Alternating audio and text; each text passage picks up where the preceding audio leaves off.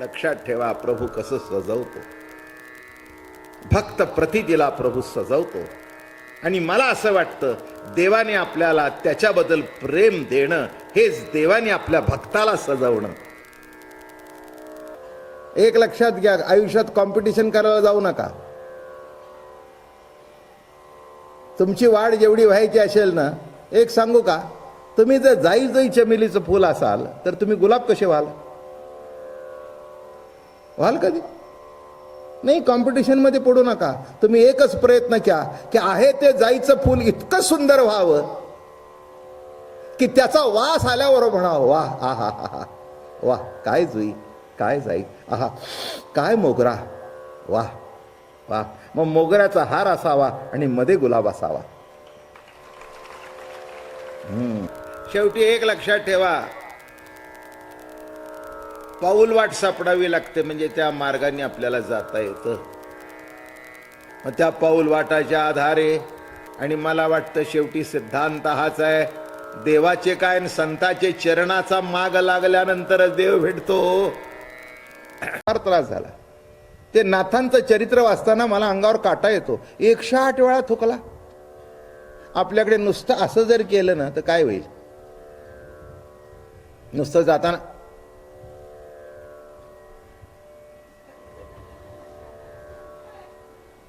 म्हणला काय काय काय करताय म्हणला, काय मी तुमच्या अंगावर थुकत होतो का म्हणला? पान तोंडात आलं, तंबाखू होतो, थुकलो. तुमच्यावर तर थुकलं नाही ना. नीट लक्षात घ्या, नुसतं आपल्याकडे बघून असं केलं तर आपल्याला राग येतो. साधू संतांनी इतकं सहन केलं, याचा अर्थ नीट लक्षात घ्या, त्यांना पूर्ण कल्पना आहे की सुख म्हणजे जीवन नव्हे, दुःख म्हणजे जीवन नव्हे, संयोग म्हणजे जीवन नव्हे, आणि वियोग म्हणजेही जीवन नव्हे. संयोग वियोग नामे जीवन.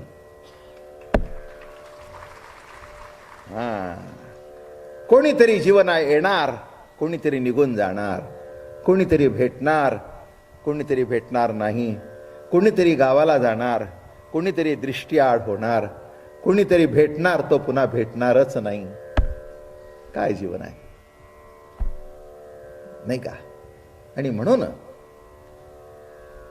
पण दुःख कुणाचं होतं? जो आपल्याला प्रेम देतो ती व्यक्ती जीवनामधून जेव्हा लांब जाते तेव्हा दुःख होतं. कुठे मुद्दा आलाय आपला प्रवचनाचा, असं विस्ताराने मांडत मांडत मांडत आता उद्या समारोपच करायचा आहे. उद्या 29च ना, परवा 30ला कीर्तन, 31ला कीर्तन, 1ला कीर्तन. अरे का, म्हणून कुठेतरी प्रवचन संपायलाच पाहिजे, नाही तर चालणं हे जसं सुख आहे, बंद पडण्यामध्ये विरह आहे, विरहात दुःख आहे, पण त्याच्यामध्ये सुद्धा स्मरणात आनंद आहे. हे जीवनच आहे. असं नाही आहे कोणची गोष्ट सतत चालू राहत नाही. कुणाची राहिली चालू? अविनाशी परमात्मा, अविनाशी परमात्मा, अखंड परमात्मा गवळणीजवळ अखंड राहिला नाही. 11 वर्ष राहिला सगुण रूपाने, प्रतिती देऊन गेला अखंडत्वाची. हा भाग निराळा. पण ज्याच्या करता रडत होत्या, ज्याच्या करता डोळ्याला धार होती, ते रूप समोर राहिलं नाही. आणि ते रूप जेव्हा दृष्टीआड होऊ लागलं तेव्हा त्यांना अतिशय दुःख झालं. अक्रूरा नेसीबाई असे क्रूर मोठा, नामी निरंतर क्रियावसे, नामा म्हणे शोक न वर्णवे आता, झाला तो हाकिता रथत्वरे, ब्रह्मनिष्ठ तेव्हा स्थिरावली चित्त, अक्रूराचे गळती दोन्ही नेत्र. अक्रूराच्या डोळ्यातून पाणी वाहू लागलं, कंठ सद्गतीच झाला. दही दूध तुपे भरेल या कावडी, चालती तातडी सकळीक.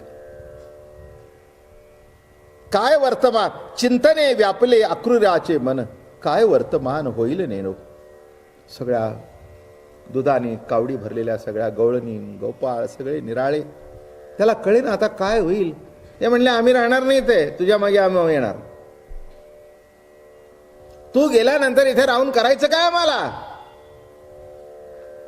हरि विन शून्य शेजारू ये माये, कृष्ण वेधली विरहिणी बोले, चंद्रमा वारा करीतो गे माये, नलवा चंदन न घाली विंजन वारा, हरि विन शून्य शेजारू गे माये. हरि शिवाय सगळा शेजार शून्य आहे. लक्षात ठेवा, जे व्यक्ती आपल्यावर प्रेम करते ती जर घरात नसेल तर सगळा संसार शून्य. बरोबर आहे ना? एखाद्या बाईला विचारा, एखाद्या पुरुषाला विचारा.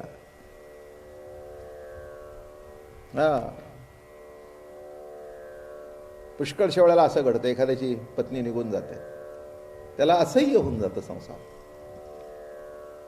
काय, मुलं असतात, बाळा असतात, सगळे असतात, मग तो म्हणतो कुणाशी बोलायचं घरात.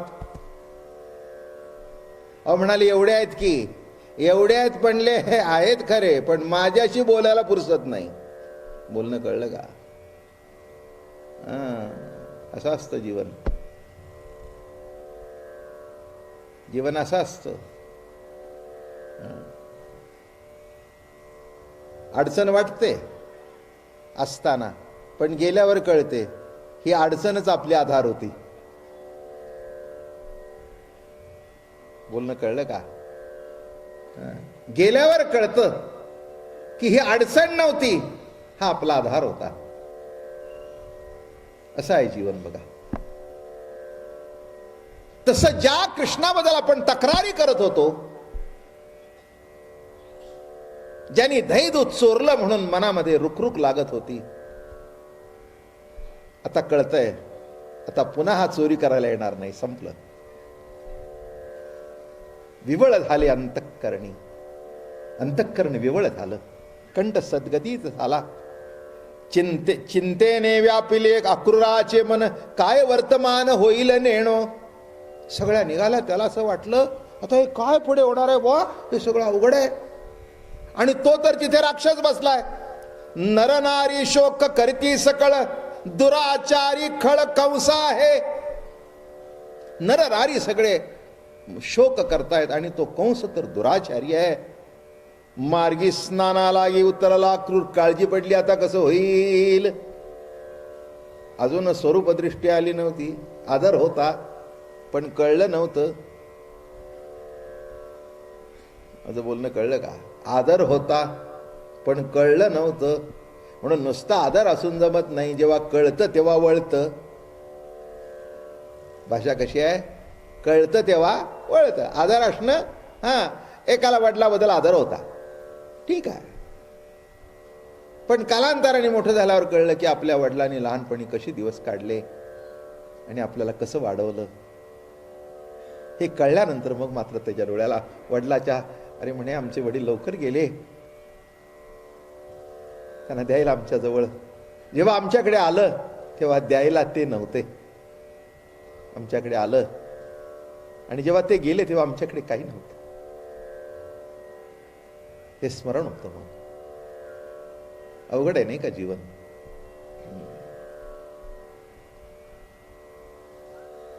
तसं इथे अक्रूराला काही कळेना. वाटत होतं मोठा आहे, सगळे देव म्हणतात म्हणून हाही देव म्हणत होता, पण तितकंस ते 100% पटल्याशिवाय जमत नाही बरं का. माणूस चिकटतो केव्हा? जेव्हा त्याला अनुभव येतो तेव्हा. पहिल्यांदा काय येतो? तो गेला म्हणून हा आला. हौशे नवशे गवशे माहिती आहे तुम्हाला, आता काय सांगायची गरज आहे का? काही हौशेने देवाला येतात, काही नवस केले म्हणून येतात, आणि काही या दोघांच्या बरोबर एक तिसरा गवसला जातो, तो गवशा.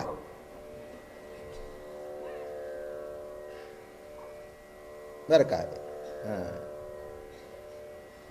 एकाला हौस होती, एक नवस केला होता, भेटला, अरे चल रे मला जरा गणपती दर्शनाला जायचंय. अरे बा ते आपले काय देव बी मानत नाही, ते असलं आपल्याला भानगड नाही, हे ते तुझं तू जा, ते आपल्याला हे देव बिव काय आपल्याला पसंत नाही. बर, अरे म्हणले नको देव, पण आपल्याला पुढे जाऊन जरा वडा बिडा खाऊ ना, मिसळ बिसळ, हां मग येतो.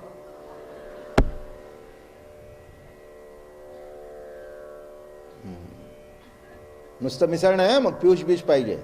बर बर पिऊ पिऊ, काय त्याच्यात मस्तानी देऊ. बोर्ड लागलेलीच आहेत की बघा. काय पाहिजे ते दे. बर मग आला. मग सगळे तिथे गणपतीजवळ उभे राहिलेले. दुसरा अहो म्हणला बघत काय उभं राहिला, पुढे वा ना. आला. आधी का पंचायत आता जाऊ दे म्हणलं. आता काय खूप नाव ऐकलंय गणपतीचं. गवसला गवसला. मग हा येतोय, तो हात जोडतोय, तो हात जोडतोय. बरं सगळे हात जोडतायत म्हटल्यानंतर आपण तस मग बरं वाटलं. बायकोला म्हणला आज दर्शनाला जाऊन आलो. ते म्हणले हा म्हणजे गणपतीने तुमचं घेतलं का तुम्ही गणपतीचं घेतलं? नाही म्हणजे नेमकं काय घडलं? ते म्हणले काय कोणी कोणाचं घेतलं हे मला माहिती नाही, पण बरं वाटलं एवढं खरं झालं. गवसला काय. मग अगदी लक्ष्मी रोडनी जाण्यापेक्षा बुधवार पेठेत आडवा येऊ लागला. मग जाता जाता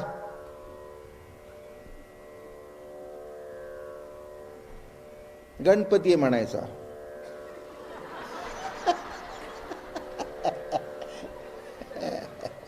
या या या या या बाहेरून बाय बाय करू नका या. असे करत करत करत बघा ना माझ्या समोर, मला माहिती आहे कुठच्या कुठे गणपती गेला तो. कुठच्या कुठे हे असंच आहे.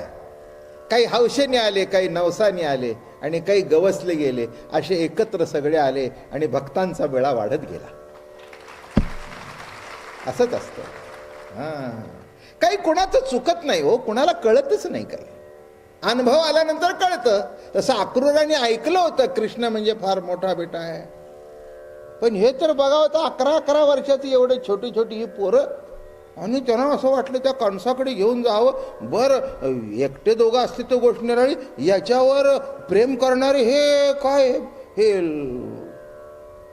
काय पोरी प्रेम करतायत, बायका प्रेम करतायत, म्हातारी प्रेम करती, म्हातारा प्रेम करतोय, गाई प्रेम करतायत, वासरं प्रेम करतायत. काय सांगू तुम्हाला. कृष्ण परमात्मा निघाला ना तेव्हा त्या कृष्णाकडे बघून त्या गाया धार सोडत होत्या का नाही. आज तुझ्या तोंडात दूध जात नाही, निदान तुझ्या रस्त्यावर तरी दुधाचा सडा टाकू. आज आमचं दूध तुझ्या तोंडात जाणार नाही, पण दुधाचे सडे तुझ्या रस्त्याने टाकू. तुझ्या जीवनामध्ये त्या दुधाचा अमृत उतरो. कुणाच्या विषाची बाधा तुला न हो. कृष्ण परमात्मा त्या गाईकडे अशा धार सोडतायत, मागे वळून बघतायत. प्रभूला वाटलं काय अलौकिक प्रेम आहे. आणि शेवटी आले मध्ये एक सरोवर सुंदर होतं आणि भगवान म्हणाले अक्रूरा जरा थकल्यासारखा दिसतो, जरा आंघोळ विंघोळ करून ये, म्हणजे जरा फ्रेश होशील. प्रवास झालाय, धूळ उडली आहे. पण हे दोघं चांगले दिसत होते बरं का. यांच्यावर कोण धूळ उडवतो नाही कळलं. यांच्या स्मरणाने आमच्या जीवनातली धूळ उडते, तर यांच्यावर धूळ कोण उडवणार. एकदम स्वच्छ दिसत होतं, लख्ख दिसत होतं, सुंदर दिसत होतं. जा म्हणे तुझ्या धूळ उडली आहे खूप, जा जरा आंघोळ बिंघोळ करून ये. जरा असं खाली वाकला, असं असं केलं आणि ते पाण्याला अर्घ्या देतात ना अशा सूर्याला वगैरे, आणि त्याने असं केलं, असं बघितलं ना, हो त्या ओंजळीच्या पाण्यात तो कृष्णन बलराम दिसू लागले. अरे अरे वा, हातात आले काय. म्हणून मागे वळून बघितलं. अरे म्हणले तिथे बसले, तिथे कसे आले. मार्गी स्नानाला उतरला क्रूर, रथावरी किशोर नंदिदीचे, दावोनी कौतिक निरसी त्याचा धाक, सांगत असे शुक परीक्षिती. तिकडे बघितलं तिथे हातामध्ये दिसतंय. अरे वा काय आश्चर्य, तिथेही दिसतंय इथेही दिसतंय. अरे बाप रे. आणि जो इथे दिसला तो विश्वरूप दर्शन, त्याचं सौंदर्य, त्याची सत्ता जाणवली. असंच घेतलं, वंदन केलं, आला, दर्शन घेतलं. अक्रूरा, हा एकदम फ्रेश दिसतोयस. इंग्रजीमध्ये बोलला देव.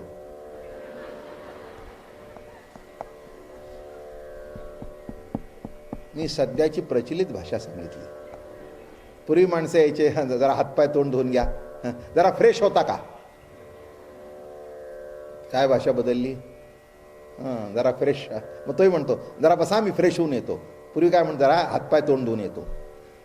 आता पायात बूट असतात त्यामुळे पाय धुवायचा प्रश्नच नसतो. असं आपलं, मला आपलं विश्लेषण करायची सवय लागली आहे, त्यामुळे काही पर्याय नाही ना दुसरा. आणि एकदम असा ताजा तवानाच होता. अरे म्हणे अक्रूरा काय दिसतोयस रे. अरे म्हणे मी नाही ताजा तवा दिसणार तर काय म्हणले, मला जे दिसलं ते अलौकिक होतं. माझ्या मनाची दडपणच गेलं, काळजीच गेली. आता कळलं काही नाही, आपण आपलं उगीच रिकाम टाकड्यासारखं बसून रथ चालवल्याचं वाटायचं. चालवणारा तूच आहेस, कळलं, संपलं जीवनाचं. आता काही काळजी करायचं काही कारण नाही आहे. कंस येऊ दे, आणखीन 50 कंस येऊ दे, सगळ्यांना ब्रॅकेटमध्ये घालून बांधून खलास करून टाकशील. कळले का. कंस इंटू ब्रॅकेट परवा सांगितलं. सगळ्यांना मोळी बांधून तू फेकून देशील ही माझी खात्री झाली. चल म्हणले, आता तू म्हणशील तिकडे घालतो. मला असं वाटत होतं हे बाळ आहे, बाळ सगुण गुणाचे ताने गे, बाळ दिसते गोजिरवाणे गे. सगुण गुणाचं तान. आता ते एवढे 11-11 वर्षाची गोड पोरं. अहो काय असतं, दुसऱ्याची पोरं बरोबर घेऊन जाताना आपल्याला काळजी असते. आपली पोरं असताना इतकी नसते. असते नाही असं काही नाही, पण ती पोरं आणि नेताना रस्ता ओलांडताना तर काय तुम्हाला सांगू, ती भयंकरच प्रकार का असतो, अवघड असतं सगळं. ते पाकिट तुम्ही बायका बघितल्यात की नाही. अरे अरे अरे अरे अरे, ते पाकिट, ते डबा, बर का. हो जाऊ दे.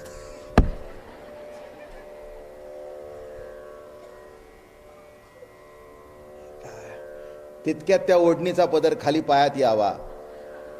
ओढणीचा पदर म्हटला मी, साडीचा म्हटला नाही. ते खाली यावं, ते पायात यावं. आता ते खाली ठेवावं तर वर टाकावं, कार्ट तर मागे राहिले. काय तुम्हाला तुम्ही बघा, एक एक रस्त्यावरची सीन ती इतकी कासावीस झालेली असते. मग ते असं घेत, अरे अरे का. मग ती सांगते, बघा तुमच्या मुलाला ना शाळेला घेऊन जाणं अवघड आहे, एक 2 व्हीलर घ्या. काय त्याला आपलं, आणि मला चालायला शिकते, आपलं मागे बसलं, मला मिठी मारली की गेलं तर बरोबर. ते सुद्धा काही काही पुरं उलटी बसतात.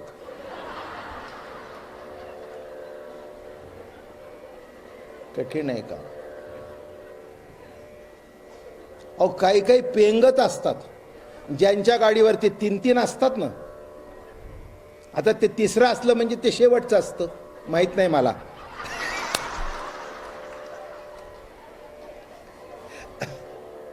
अहो ते असं मान असं कोलून घेतं, काही काही टायमाला आम्हाला सांगावं लागतं, ए पुढे बघू ते काय झालंय बघ. अवघड आहे. असंच असतं. दुसऱ्याची पोरं असली म्हणजे ते आपलं असली म्हणजे कुणा काळजीच वाटतो. तसं त्या अक्रूराला इतकी काळजी वाटली. ही एवढी ह्या नंदाची पोरं आपण घेऊन जातोय आणि तो तर चांडाळ तिथे बसलाय. काय केलं तर पुढे काय होईल. जोडोनिया करवी नवी विश्वंभरा, चलावे मंदिरा सकळिका. मथुरेत गेल्याबरोबर मथुरेच्या बाहेर सांगितलं, म्हणे परमात्म्या आमच्या घरी चल. ते म्हणले, बघ आता मी काही तुझ्या घरी येत नाही. आम्हावरी कृपा करी कृष्णनाथा, ठेवी तसे माथा पायावरी, मारून या कंस येईन तुझ्या घरा. आग्रह अक्रूरा करू नको, सकळ समुदाय मथुरेचे वनी, सहित चक्रपाणी मणिनामा. आणि एका उपवनामध्ये थांबले, बागेमध्ये. देशात मुक्काम केला. सगळी बरोबर पोरं बिरं होती. बरं काय त्यांच्या दशम्या बिशम्या, लोणी बिणी सगळं. शिदोऱ्या बरोबर होत्या. टिफिन बॉक्स नाही, शिदोऱ्या. शिदोऱ्या बरोबर होत्या. लोणी होती, खडीसाखर होती. सुंदर सुंदर सुंदर आईने करून दिलं होतं यशोदा मैयानी. कृष्ण खाताना बळीरामाला म्हणाला, आज माझी शिदोरी खातो, तुझी शिल्लक ठेव.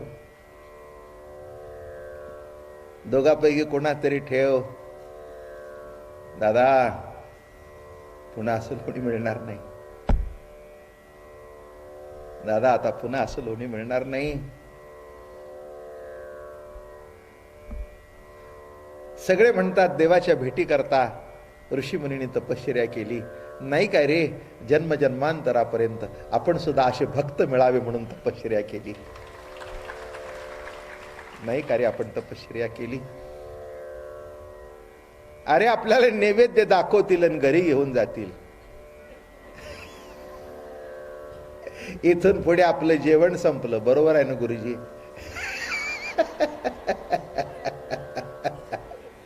नैवेद्य दाखवतील पण देवा जेव म्हणणार नाहीत. बरोबर सांगितलं ते, माझं लक्षात आहे तुमच्या. गुरुजींनी सांगितलं ते पुढचं सांगा, ते सांगतात ते. म्हणजे ते त्यांनी माहिती आहे ना तुम्हाला, ते असा नैवेद्य करायचा आणि असं करायचं. त्याचा अर्थ असा आहे, यदा कदाचित हात जर मध्ये घातला तर तिथल्या तिथे मागे रे,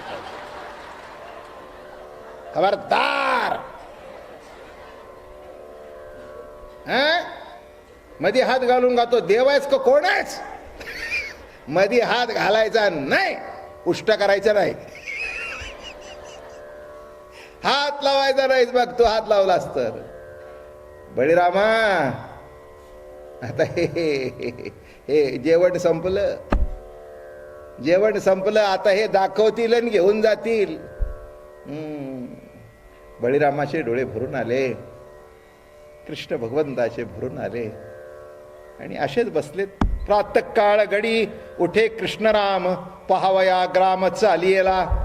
मग नवीन गावात खेड्यातली पोरं कधी शहरात आली नाहीत का, मग खेड्यातली पोरं उठल्या उठल्या काय करतात, जरा गाव फिरून येतात. तसं काय माहिती आहे की पुण्याला बिण्याला नवीन आलेली माणसं ती अशीच बघत चालतात. आणि एखादा स्कूटरवाला धाडकन समोर, तो म्हणतो तुम्ही कुठून आला? तुम्ही बघा, एक एक ते खेड्याचे मोठे असे बावरलेले असतात. आल्यानंतर नवीनच पहिल्यांदा. आणि आता तर पुण्याला चालणं बिलणं म्हणजे चालणं म्हणजे ही तुमच्या पूर्वी पुण्याला आपण ना ती केव्हा तरी वर्षातून एकदा सर्कस यायची.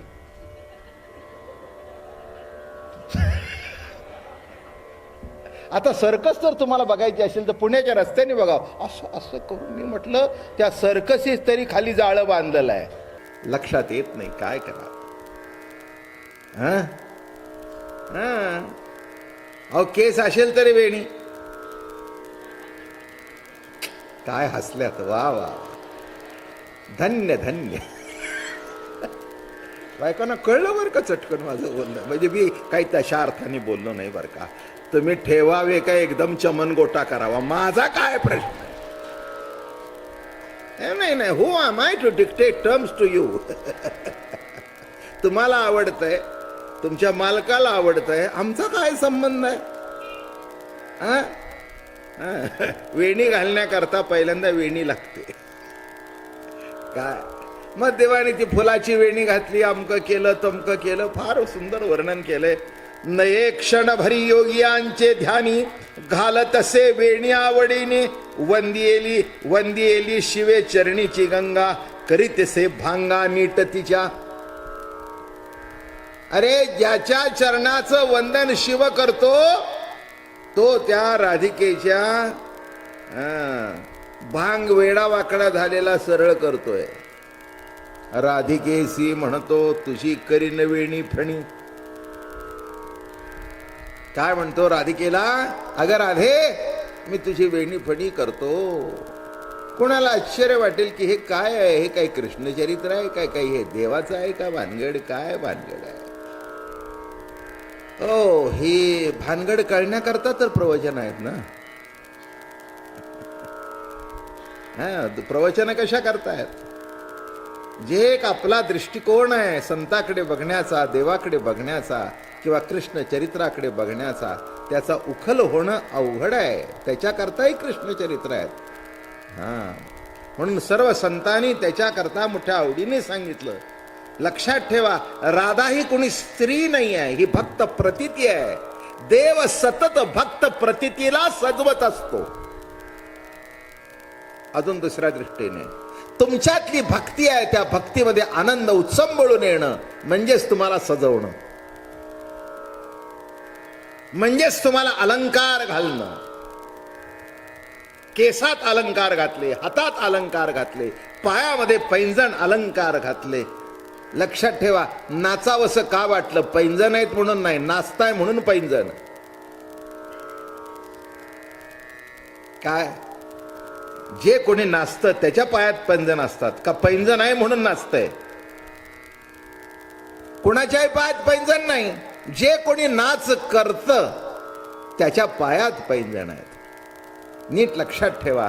पण पाय तसा हलतो म्हणून त्या घुंगरातून ना दिन दिन ना दिन दिन ना दा दिन दिन ना त्या घुंगरातून आवाज निघतो. पण तो घुंगरातला आवाज नाही, पाय तसा हलतो म्हणून ती घुंगर सुद्धा नाद तसं काढतात. आम्ही म्हणतो काय घुंगर सुंदर आहेत. अरे घुंगर सुंदर आहे का प्रभूने दिलेला पाय सुंदर आहे? लक्षात ठेवा, प्रभू कसं सजवतो. भक्त प्रतिदिला प्रभू सजवतो. आणि मला असं वाटतं देवाने आपल्याला त्याच्याबद्दल प्रेम देणं हेच देवाने आपल्या भक्ताला सजवणं, नाही का? नवऱ्याने दागिनं देणं महत्वाचं का प्रेम देणं महत्वाचं? दागिन्याने सजवणं महत्वाचं का प्रेमाचा अलंकार घालून सजवणं मोठ्याचं? कोणीही कबूल करेल मला, दुमत असण्याचं काही कारण नाही आहे. दागिना महत्वाचा नाही आहे,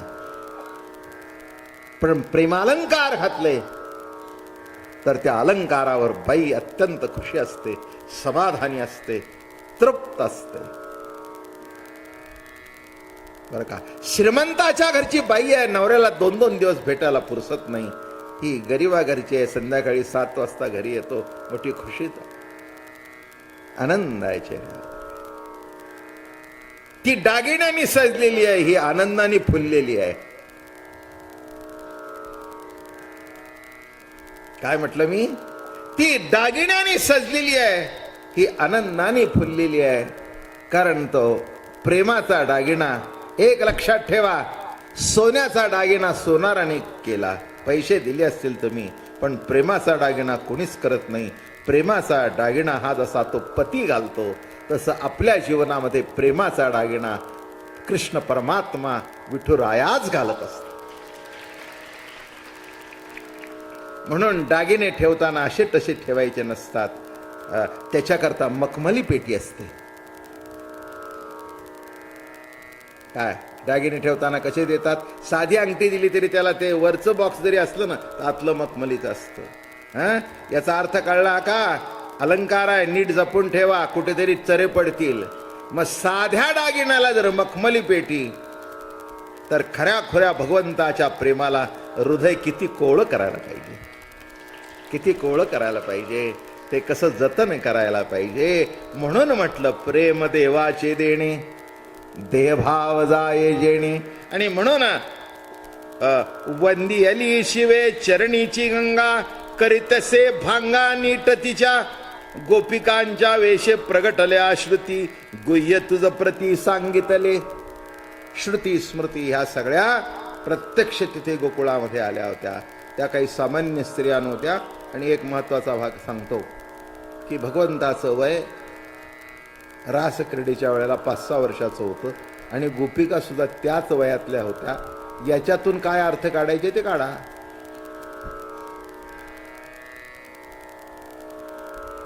नाही का? ही रासक्रीडा जेव्हा घडली तेव्हा 5-6 वर्षाचं वय होतं. मग 5-6 वर्षाच्या मुलामध्ये नको त्या भावना प्रगट होतात का? नव्हे, त्या भावना त्या अवस्था प्रगट होण्याकरता वयात यावं लागतं. मुलगी वयात आल्यानंतर तिला कळतं. बघा, लहान मुली, पोरं पुरी 5-6 वर्षाची, 7-8 वर्षाची, काय ती पूर्वीच्या काळी साखळी विकळी खेळायची बघा.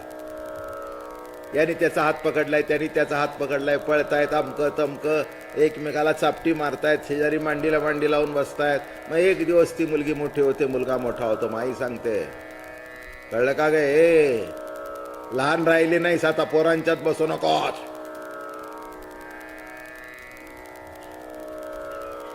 म्हणजे कळलं का काय झालं? जरा नीट सांगतो. कुठपर्यंत दोघं शेजारी बसत होते, त्यालाही तिच्या शरीराची जाणीव नव्हती आणि तिलाही त्याच्या शरीराची जाणीव नव्हती. ज्या दिवसापासून शरीराची जाणीव झाली त्या दिवसापासून लांब व्हा. म्हणून ज्यांना शरीरावर जे थांबले ते देवापासून लांब गेले आणि शरीराच्या पलीकडे प्रेमावर गेले ते एकत्र आले. माझं म्हणणं कळलं का? जरा शरीराच्या पलीकडे जावंच लागतं ना. शरीरावर जिथपर्यंत नजर आहे तिथपर्यंत विकार आहेत. शरीराच्या पलीकडे गेल्यानंतर विकार संपले. आणि म्हणून या ठिकाणी सांगतायत, गोपिकांचे वेशे प्रगटल्या श्रुती. हे काही सामान्य स्त्री नाहीत, हे काही भोग भोगण्याकरता आल्या नाही, तिथे आत्मरती आहे त्याच्याकरता आलेल्या आहे त्या गोपिका.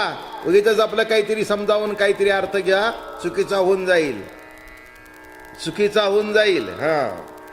घेऊन या तिसी गेला कुंजवना, वज्रांकुश चिन्हे उमटती, गोपिकांचा मेळा येतसे तातडी, युगाईसी घडी जायतया, न लगेची शोध शिणिती सकळा, न जाती गोकुळा नामा म्हणे.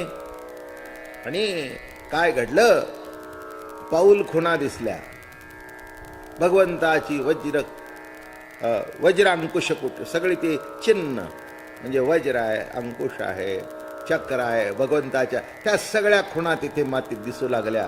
आणि त्याच्याबरोबर दुसरी एक लहान लहान पाऊलं दिसू लागली. अरे म्हणे काय भानगड आहे? ही भगवंताची पाऊल आहेत, पण त्याच्याबरोबर कोण आहे बरं का? न लगेची शोध शिणती सकळा, न जाती गोकुळा नामा म्हणे, चंद्राच्या प्रवणेत चमकती पाऊले, दुरोनी देखिली गोपिकाने, कृपणाचे दन होते जे चळले, त्यासी लाधले अवचित, एकी मागे एक धावती ती नारी, आहे ते हरी ऐसे वाटे. आणि ती जेव्हा पावलं दिसली, चमकत होती अशी पावलं, चमकणारी भगवंताची पावलं दिसल्यानंतर इतके गार झाली, इतके गार झाले, त्या गोपिका पळू लागल्या जसे एखाद्या कृपणाला आपला ठेवा मिळावा. शेवटी एक लक्षात ठेवा, पाऊल वाट सापडावी लागते, म्हणजे त्या मार्गाने आपल्याला जाता येतं, नाही का? आता हे मोठे रस्ते झाले, पूर्वी पाऊल वाटच होत्या ना. अरण्यामधून मार्ग होते, सगळं अरण्यच होतं, रस्ते कुठे होते? माणसं घरापर्यंत पोचत होती कशी? पाऊल वाटा. बघा गंमत असते, तुम्हाला तर सगळ्यांना कल्पना आहे. पाऊल वाट जिथून अगदी गवत जरी असले की नाही, पण तिथून तुम्ही चालू लागला की तिथलं गवत झिजलेलं असतं, तिथे खालची माती दिसते, त्याला पाऊल वाट म्हणावं. मग त्या पाऊल वाटाच्या आधारे तसं इथे पाऊल वाट दिसू लागली. आणि मला वाटतं शेवटी सिद्धांत हाच आहे, देवाचे काय आणि संताचे चरणाचा माग लागल्यानंतरच देव भेटतो. काय भेटावे लागतात? समचरण दृष्टी विटेवरी साजिरी, आणि तेथे माझी हरी वृत्ती राहो. हे देवाचं संत चरण रज लागता सहज, वासनेचे बीज म्हणजे मार्ग कशावरून?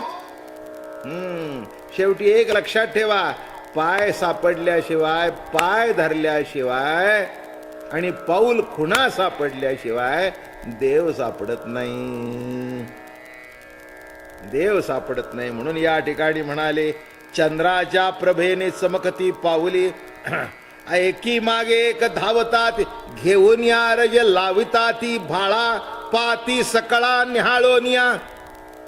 तिथले रज उचललं, चरणाला मस्तकाला धारण केलं.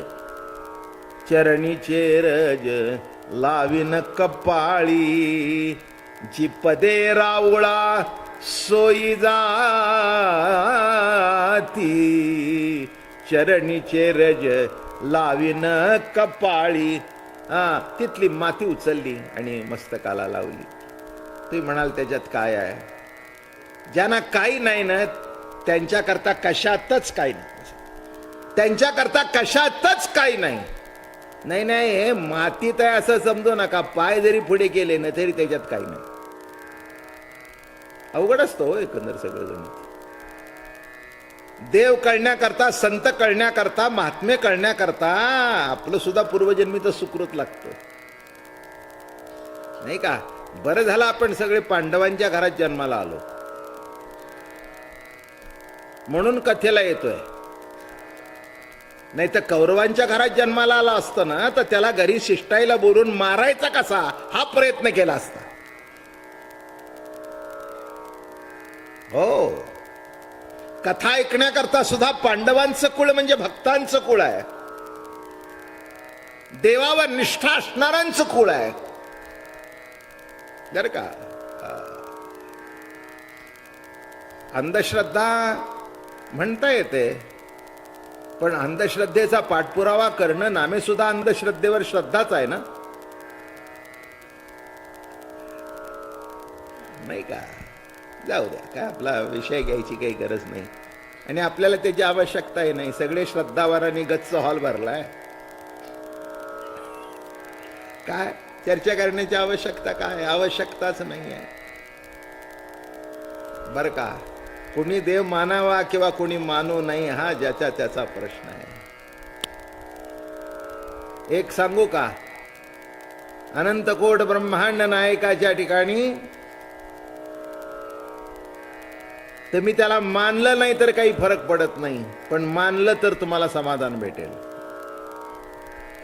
तुमच्या समाधानाकरता, त्याच्याकरता काही नाही. तो आपला अथांग सागर आहे, वाहणी चालू आहे नदीची बर का. वाटलं खाली वाकात चूळ ह्या त्याच्यात टाकलं तरी ते काही म्हणत नाही, आणि पुन्हा टाकून पुन्हा पेलं तरी काही म्हणत नाही.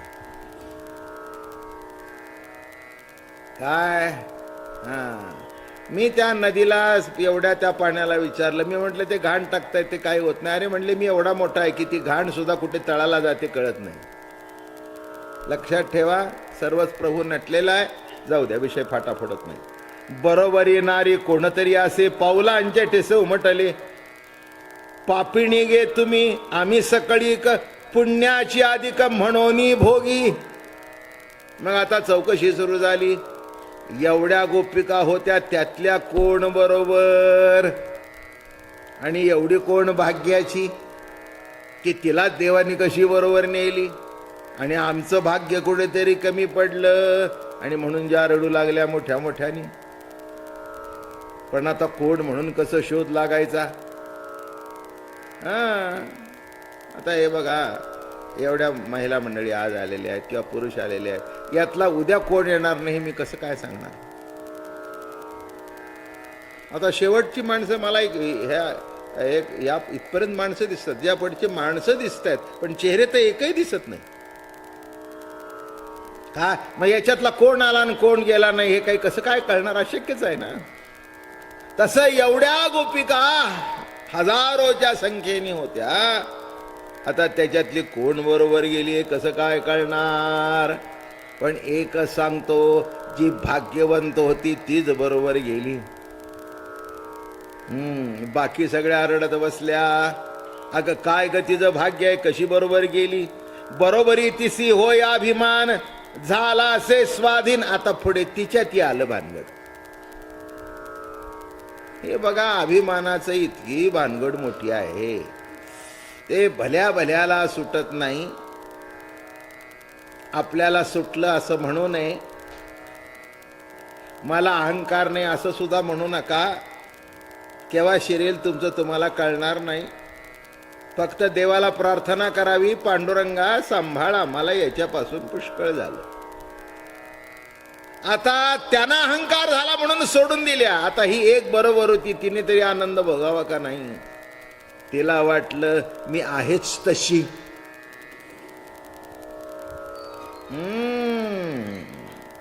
काय वाटलं तिला, ज्या अर्थी हजारोतून मी आहे त्या अर्थी मी सुद्धा तशीच आहे, तशीच आहे. झाला आता तिला अहंकार निर्माण झाल्यानंतर, बरं आता झालं तर जरा ठेव की लेवलला ठेव ना. नाही, नवरा बायकोंचं प्रेम असणं वगैरे वगैरे वगैरे मला कळतं. अर्धांगिनी आहे ती तिची आहे, मलाही कळत. एकमेकावर अतूट प्रेम असावं हे मलाही कळतं. पण ही ऑफिसमधून तुर तुर तुर तुर तुर तुर आली, तोंड धुवायला गेली. नवऱ्याला म्हणली जरा माझ्या पायाची चपलीला माती लागली ती काढावं. मातीत गेलं सगळं प्रेम.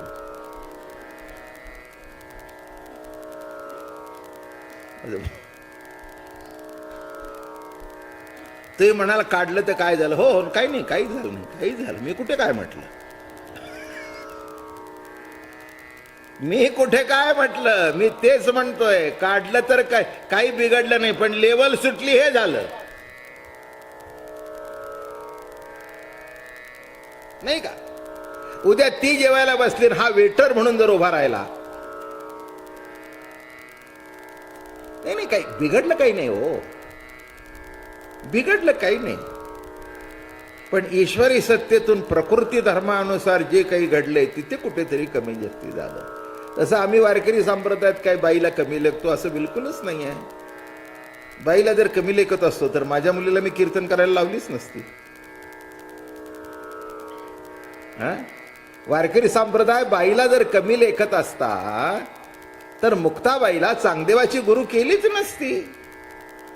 पण शेवटी ज्याची त्याची कामं ठरलेली आहेत, ती प्रकृती धर्म आहे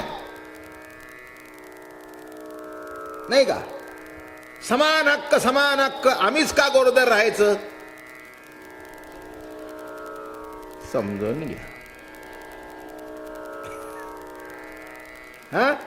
9 महिने एवढं ओझं पोटात वागवायचं आणि एवढं करून आमचं नाव नाही.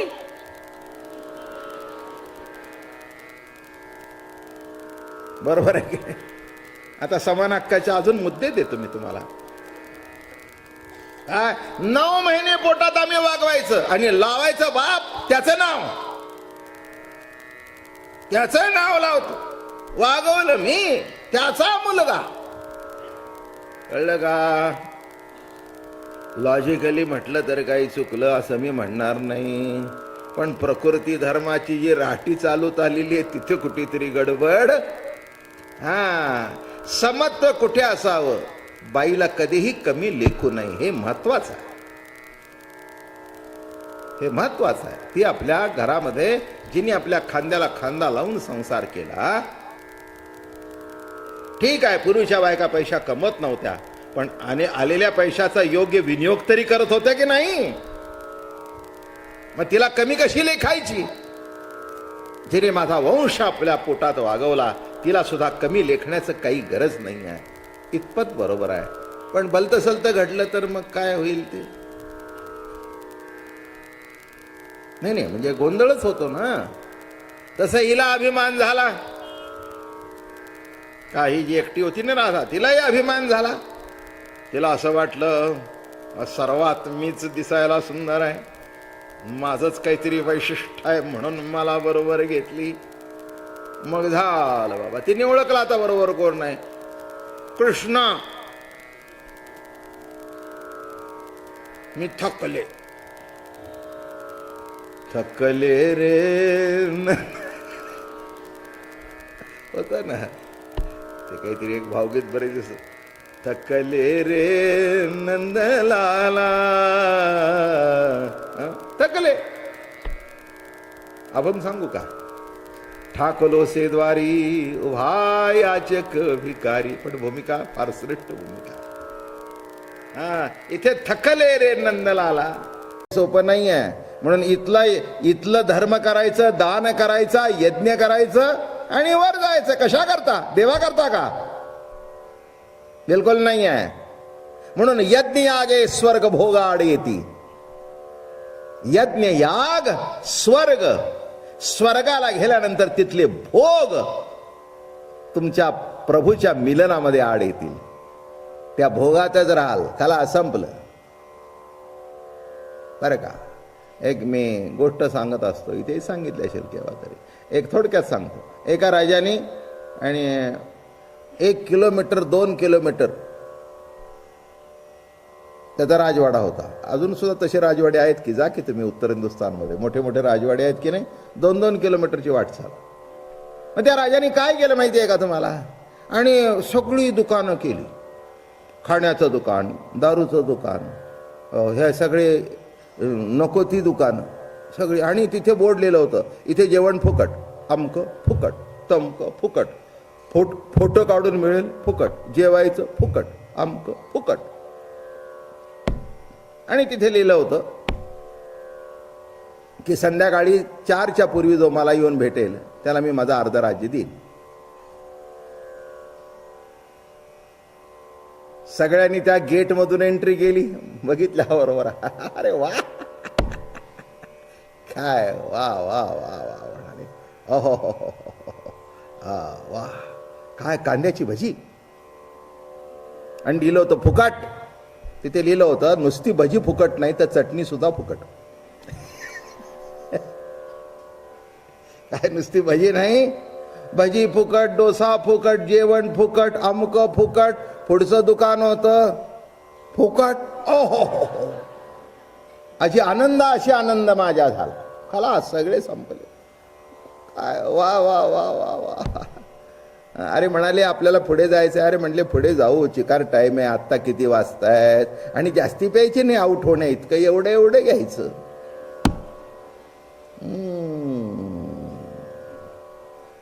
मग काही पिणारे नव्हते, पुढे गेले. ते बाई होती, बाटली होती, सगळे होते. राजा आपलं दानपत्र घेऊन वाट बघत बसलाय. काय सांगू तुम्हाला, 4 वाजेपर्यंत एक माणूस सुद्धा पोचला नाही. कोण पिऊन पडले होते, कोणी त्या बायकांचे नाच बघत होते, कोणी खाऊन खाऊन इतके तट्ट झाले होते. कुठे लाडूचं दुकान, कुठे बर्फीचं दुकान, कुठे बालुशाही, कुठे बासुंदी, कुठे जिलेबी, आहा, आणि सगळं फुकट. एकही पोचला नाही. राजाला इतका राग आला, सगळ्या शिपायांना सांगितलं हंटर घ्या, फोडून बाहेर काढा, हरामखोर, नालायक माझ्या राज्यातले लोक आहेत. अरे एक असा भेटू नाही की या विषय सोडावे नाही इकडेपर्यंत. अरे ते सोडून आले असते तर आयुष्यभर हे भोगता आलं असतं. माझं म्हणणं कळलं का? वर मग काय होतं, खायला मिळालं नसतं का, प्यायला मिळालं नसतं का, राहायला मिळालं नसतं. अरे अर्ध राज्य मिळाला नसतं, जन्मभर भोग भोगता आला असतात. पण मूर्ख एवढा आहे की क्षणिक भोगामध्ये अडकले. ही त्याची कथा आहे की नाही मला माहिती नाही, पण सर्वसामान्य माणसाची कथा तीच आहे. कुठे कामामध्ये अडकतो, कुठे क्रोधामध्ये अडकतो, कुठे खाण्यामध्ये अडकतो, कुठे पिण्यामध्ये अडकतो, विषयामध्ये अडकतो, आणि ज्या दरवाजापर्यंत पोचायला पाहिजे तिथपर्यंत पोचतच नाही. आणि पोचायची वेळ आलेली असते तेव्हा देवळाचे दरवाजे बंद झालेले असतात. कळलं का? देवदर्शनाचे सुद्धा वेळी असतात. काय ठराविक वेळ झाल्यानंतर एकदा दरवाजाला कुलूप घातलं की किती वाजता गेले तरी दर्शन होत, दरवाजा बंद. तसं आयुष्यामध्ये लक्षात ठेवा, सन्मार्गाला जाण्याचा सुद्धा काही काळ असतो. तो काळ जर तुमच्या आयुष्यामध्ये चुकला तर पुढे आयुष्यात सगळंच चुकलं. मी काय सांगतोय, धर्माच्या मार्गाने जालाल, दान कराल, अमकं कराल, तमकं कराल, पण त्याच्यापर्यंत पोचणं. पण हरी कथा नुसती ऐकत जाल. नामसंकीर्तन साधन पै सोपे, नामसंकीर्तन साधन पै सोपे, जळतील पापे जन्मांतरीची, नलगती सायास जावे वनांतरा. पुढचा आहे का, सुखे तो घरा नारायण, ठाईच बैसोनी करा एक चित्त. इकडे तिकडे जायला नको, निवांत बसावं, नामस्मरण करावं. हा संतांनी कलियुगामध्ये सांगितलेला सोपा मार्ग आहे. आणि तेच मी परवा जे प्रवचन सुटलं आणि तुम्हाला अर्जुनाची गोष्ट सांगितली, नामस्मरण हा मार्ग, भक्तीचा मार्ग. कृष्ण कृष्ण जय, कृष्ण कृष्ण जय. आपल्या काळामध्ये ॲडिशन झाली, जय जय राम कृष्ण हरी, जय जय राम कृष्ण हरी, जय जय राम कृष्ण हरी. रोज करत जा. लगेच काही परिणाम दिसणार नाही. घेत जाल तसा परिणाम दिसेल. आत्ताच आम्ही आप्पा बोलत बसलो होतो आतमध्ये, सहज काहीतरी विषय निघतो. मला म्हणाले, बाबा महाराज अहो काल किती पॉवरमध्ये कीर्तन झालं. मी म्हटलं वा खरंच थकलो मी. काय रात्री म्हटलं मला झोप लागली नाही, इतकं भयंकर थकून गेलो. काय आज सुद्धा मी चिन्मयाला म्हणतो, जा रे के तू प्रवचन कर. नाही सगळ्याची टिंगल करत बसतो. आईसाहेबांना सुद्धा म्हटलं, सगळ्यात माझी प्रवचने जास्ती ऐकली तूच जाऊन कर. हो अगदी 5:45 पर्यंत आप्पा हेच चालू होतं माझं. काय आता मला खरंच थकलोय मी, मला जागचं हलवत नाही मी, काय आता काही करत नाही, खूप थकून गेलो. पण ते म्हणाले आपली भेट जवळजवळ 17-18 वर्षापूर्वी आहे तसं दिसतंय. ऑपरेशन झालं, सगळं झालं, इतक्या 12 भानगडी झाल्या. मी त्यांना एकच म्हटलं, अहो अप्पा रोज नामस्मरण आहे, रोज नामस्मरण आहे. तुमच्या निमित्ताने का होईना, जय जय रामकृष्ण हरी. कसा आपला रामकृष्ण हरी चालतो, 15 मिनिटं 20 मिनिटं, अरे त्याच्यामध्ये संजीवनी आहे. ते जसं रामकृष्ण हरी तुम्ही घेत जाल, तुम्ही म्हणाल कोण हे बघा समोर बसलंय, आणखीन काय पाहिजे तुम्हाला साक्षीदार, कोण पाहिजे तुम्हाला साक्षीदार आणखी. तुम्ही म्हणाल याला पुरावा काय, पुरावा बसलेला हा जिवंत माणूस तुमच्या समोर. काय उगीच सांगितलं नाही 72 तर 27. ते 27 होण्यामागे दुसरं काही टॉनिक नाही. जय जय राम कृष्ण हरी, जय जय राम कृष्ण हरी, जय जय राम कृष्ण हरी, जय जय राम कृष्ण हरी. मला आठवतं आमचे सद्गुरू दादा महाराज शेवट थकले खूप, कारण 71ला त्यांनी समाधी घेतली आळंदीला, आणि मग डायबिटीस वगैरे होतं त्यांना, थकले. कीर्तनाला उभं करताना शेवटी बसून करत होते, पण जाण्याच्या पूर्वी 2 उभं करताना असं धरून उभं करायचं, आणि पुढे काय उभे राहिले की नाही माणसं अशी ताडकन उडी मारायची कीर्तनामध्ये. एखादा मुद्दा सांगताना नाचताना अशा उड्या मारून कीर्तन करायचे. कुठून शक्ती होती ते म्हणायची, ते शक्ती असा पांडुरंग शिरतो माझ्या आतमध्ये. लक्षात ठेवा, असं पुन्हा मनात आणू नका नामाने काय होतं, काय होतं ते मीच सांगतोय ना तुमच्या समोर. कशाला आणखीन दुसरा पाहिजे. बाकीची सगळी टॉनिक जरी घेतली तरी निराळी आहेत, पण नामाचं टॉनिक हे अलौकिक आहे, अलौकिक टॉनिक आहे, अलौकिक आहे. म्हणून कंटाळा करू नका, रोज म्हणत जा थोडा, जय जय राम कृष्ण हरी, जय जय राम कृष्ण हरी. लक्षात ठेवा, उगीच काय त्या अर्जुनाच्या मागे लागले का. हे बघा गरुड असं होतं, साप बघत होतं. म्हणून आपण सुद्धा परमार्थाला लागून सुद्धा आपलं सापावर लक्ष असतं, कृष्णावर नसतं. नाही कळलं, समजून घ्या म्हणजे झालं. काय अरे त्या गरुडाला एवढी तरी अक्कल पाहिजे होती की आपल्या पाठीवर कोण बसलाय, कोण बसला हे विसरला आणि खालचा साप बघतोय. तसं हृदयात कोण कृष्ण परमात्मा हा विसरला आणि बाकीच्याच अडकून जातोय. काय करायचंय, काय करायचंय. आपण येतो रोज, इथला आनंद लुटावा, सगळं लुटावं, बाकीचे काय चौकशी करायची कारण आहे. जे येतात त्याच्याकरता घ्यावं, निघून जावं. रात्री झोपताना ते स्मरण करा, झोप उत्तम लागून जाईल. काय सांगतोय की ज्याचं प्रेम आहे तिथे बाकीचं काही हे ज्ञान योग धर्म नाही जमत, हरिकथाच नामच. आणि अशा त्या गवळणी भगवंताचं नाम गुणगान गात होते, आणि गाता गाता गाता व्याकुळ झाल्या. आता जीव राहतो का न राहतो, कृष्ण वेधली विरहिणी बोले, अशी अवस्था झाली. काय करावं. आणि आता मान टाकणार तितक्यात हा समोर उभा राहिला, मला येऊन उभा राहिला. अरे म्हणे कृष्ण सख्या कुठे गेला होतास. मी गेलो नाही म्हणे, तुम्ही मला पाठवलं, तुम्ही मला पाठवलं, मी नाही गेलो. अरे आम्ही कुठे पाठवला? बरोबर आहे म्हणाले. नको त्याला जवळ केल्यानंतर मी जवळचा लांबच जाणार. तो काय बोलायला ऐकतो काय? नको त्याला तुम्ही जवळ केल्यानंतर मी तुमच्या जवळ कसा राहणार म्हणून गेलो. आता तुम्हाला कळलं ना की नको तो अहंकार जवळ असल्यानंतर किती लांब जातो देव. आणि चला आज आपण पुढे सरकू. काय 4-5 दिवसच राहिलेत आणि शरद ऋतूचं चांदणं पडलेलं आहे आणि भगवंतानी रासक्रीडा सुरू केली. एक एक गोपी एक एक कृष्ण. भगवान मध्ये उभे राहिलेले आहेत आणि आजूबाजूला सगळ्या एक गोपी एक कृष्ण, एक गोपी एक कृष्ण. आणि जेव्हा नाच सुरू झाला बरं का, नाचामध्ये मोठा आनंद असतो बरं का. जे नाचतात त्यांना कळतं.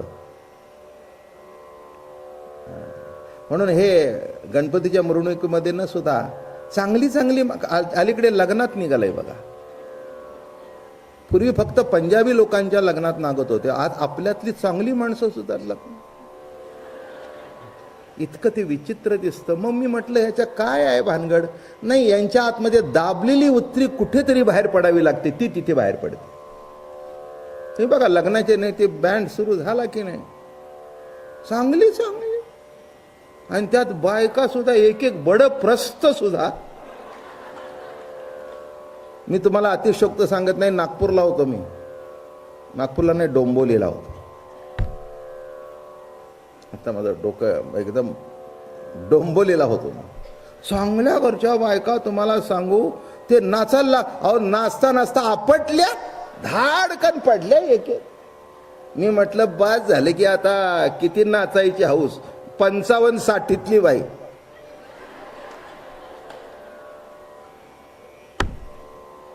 मी नवऱ्याला म्हटलं धरा. ते म्हणले जे आयुष्यभर जमलं नाही ते आज कुठे जमणार.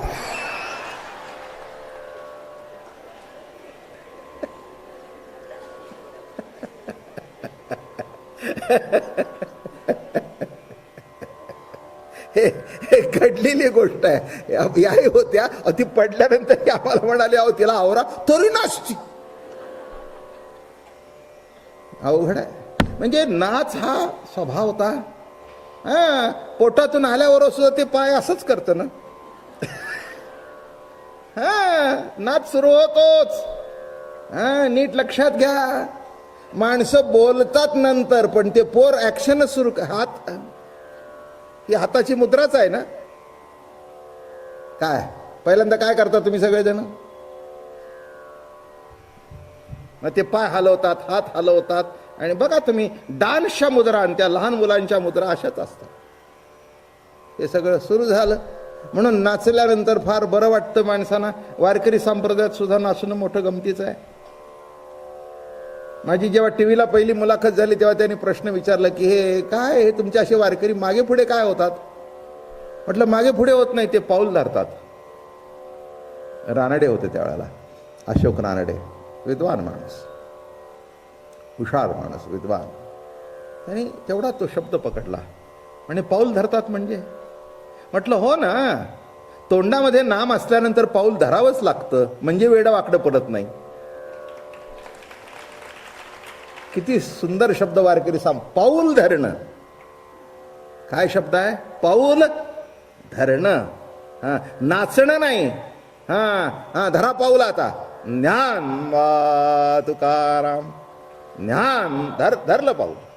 काय पाऊल धरल्यावर मग गिरकी मागून बरोबर तो धा कुठे आला पाहिजे, ते पाऊल कुठे आलं पाहिजे. ज्ञान तुकाराम, धरलं पाऊल. मला म्हणाला बाबा महाराज नवीन शब्द मिळाला. तसं परमार्थाची वाटचाल करत असताना आपण पाऊल धरावं लागतं, तेव्हा माणसं पाऊल धरतात. नाही कळलं पुढचं काय? तुम्ही पाऊल धराल, तुमचं पाऊल वेडं वाकडं न पडता योग्य तऱ्हेने पाऊल पडेल, तेव्हा एक दिवस तुमच्या पायावर माणसं डोकं ठेवतील, नामे पाऊल धरतील. नीट लक्षात ठेवा, पाऊल धरणं हा शब्द इतका सुंदर आहे. मग तुम्हाला सांगू, इतकं त्या पावलामध्ये फरक, पहिल्यांदा पुढे मागे, मग गिरकी घेऊन, बरं का. ही जी काही पाऊल धरण्याची एक विशिष्ट पद्धत आहे, सगळ्यांना मोठा. मग त्यांनी मला नॅशनल थिएटरला बोलून, बरं का, तिथे संपूर्ण रेकॉर्डिंग केलं. ते पाऊल कसं धरतात, मग रामकृष्णारीचं कसं, विठोबा रुक्माईचं कसं कसं म्हणता, काय करता, हा म्हणे रेकॉर्ड पाहिजे. नीट लक्षात ठेवा, नाच हा सुद्धा नाऊलीच्या पालखीवर उडीचा काय आनंद असतो, काय आनंद भोगतात. उडी उडी उडी म्हणजे इतका आनंद भोगतात. तसं रासेमध्ये जेव्हा नाच सुरू झाला, सगळ्यांना आनंद भेटला आणि जे नाचू लागले सगळे मस्त पैकी, तुफानमध्ये नाचू लागले. गोपी नाचू लागल्या, कृष्ण नाचू लागला. आणि एकदा नाचायला लागला की मनुष्य बेभान होतो. पण त्यांनी दुसरं काही पिऊन नाचत नव्हते.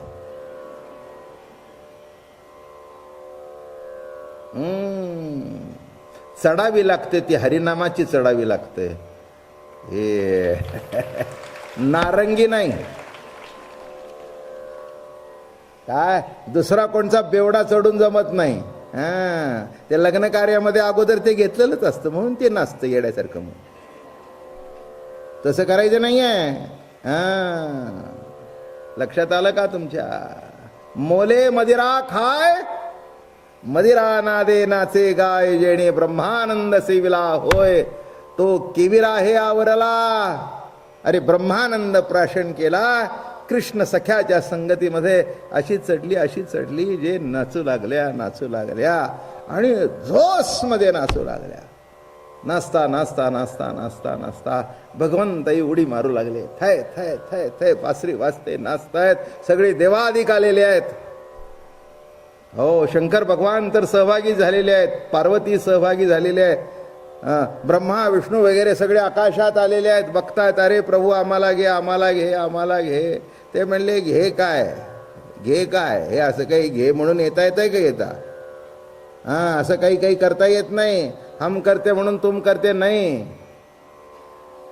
ज्याचं ज्याचं नेमलेलं असेल तेच तो करू शकतो. एक लक्षात घ्या, आयुष्यात कॉम्पिटिशन करायला जाऊ नका. तुमची वाढ जेवढी व्हायची असेल ना, एक सांगू का, तुम्ही जर जाई चमेलीचं फुल असाल तर तुम्ही गुलाब कसे व्हाल कधी नाही. कॉम्पिटिशनमध्ये पडू नका. तुम्ही एकच प्रयत्न घ्या की आहे ते जाईचं फुल इतकं सुंदर व्हावं की त्याचा वास आल्यावर म्हणावं, वा हा हा हा वा, काय जुई, काय जाई, आहा काय मोगरा, वा वा. मग मोगऱ्याचा हार असावा आणि मध्ये गुलाब असावा. काय म्हणून कोणीही कॉम्पिटिशन करून जायला नव्हतं. जिथे आहात तिथे मोठे व्हा, जिथे आहात तिथे मोठे व्हा, बरं का. जिथे जन्माला आलाय तिथे मोठे व्हा. तुम्ही कॉम्पिटिशन करायला जायला होऊ शकत नाही, शक्यच नाही. ते मोगऱ्याचं फुल किती जरी मोठं झालं तरी काही काश्मीरी गुलाब होतो काय? नाही होत, नाही होत. लक्षात ठेवा, काश्मीरी गुलाब निराळा आहे, मोगरा निराळा आहे, पण कमी नाही. जाई जुईची फुलं, अहो ते गजरे सुद्धा जे करतात ना जुईचे, ओ इतके सुंदर नाजूक दिसतात ना. अतिशय. गुलाब मोठा आहे पण काटा सुद्धा असतो मध्ये. इतका सोपा नाहीये. म्हणून जेवढे जेवढे तुम्ही गुलाब होत जाल त्याला काटेही येतील, काटेही येतील. मग गुलाब हातात घेणार आणि वर गुलाबाकडे बघू नये, पहिल्यांदा काट्याच्या मधली जागा बघून धरावं, नाही तर काटा रुते. ती काहीतरी सिरियल चालू आहे ना